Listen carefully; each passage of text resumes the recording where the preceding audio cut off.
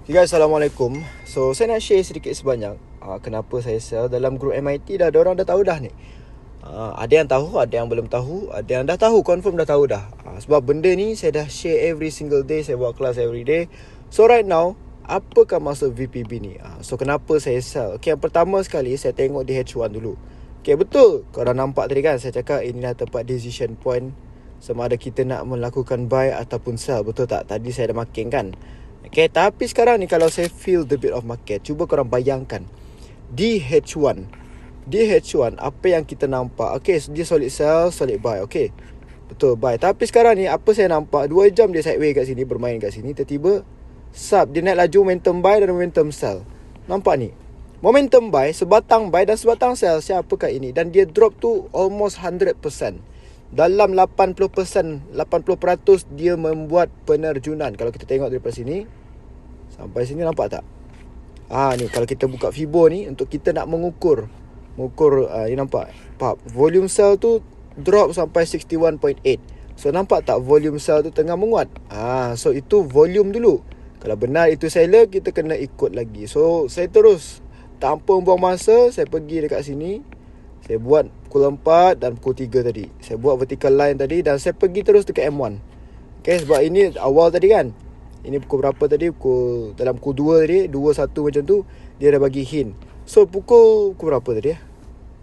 Ni pukul 4 tadi ni. Start pukul 4 ni kan. Ni pukul 4 sampai sini, ni almost pukul 5 lah. 5 PM. So ini pukul 4 PM. Apa yang saya nampak adalah dia sideways, tiba-tiba naik laju, turun laju. Ini yang pertama. Lepas sideways lagi, sub, naik laju, turun laju lagi. Uish, apa benda ni bro? Nampak tak dekat situ?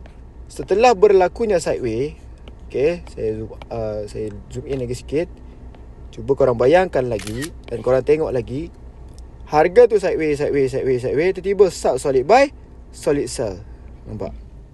Even di sini pun sama juga, sideways, solid buy, solid sell. Itu yang pertama. Okay, kita dah nampak dah benda ni. Ada lagi solid sell lagi. Lepas sideways dia bermain kat sini, solid buy, solid sell. Nampak tak candle tu besar-besar ni? Itu yang saya maksudkan solid buy, solid sell. Ni solid buy, solid sell. So apa benda ni dekat atas ni? 1, 2, 3. Ni pun ada juga. Lepas tu saya sell kat mana tadi guys? Di sini. Okay, nampak tak? Kenapa saya sell kat situ guys? Volume sell. Lepas tu ni menekan, sub, turun. Dia bermain sekejap, tiba-tiba solid buy, solid sell lagi. Oh, ini siapa tu bro? Lepas tu dia masuk balik kat resistance ni, entry sell, settle. Kalau kita buat pattern dia macam ni, sideways, sub, pop. Dia bermain sekejap, naik laju, turun laju. Ni.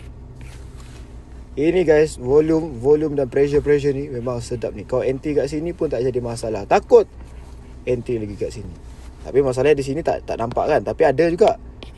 Kalau di lower time frame ada lagi nampak sideways kejap, pop, solid buy, solid sell. Kat sini, pop, pull back lagi sekali, pop, cunam lagi. Okay. Even though kat sini pun boleh entry lagi, tak jadi masalah sebenarnya.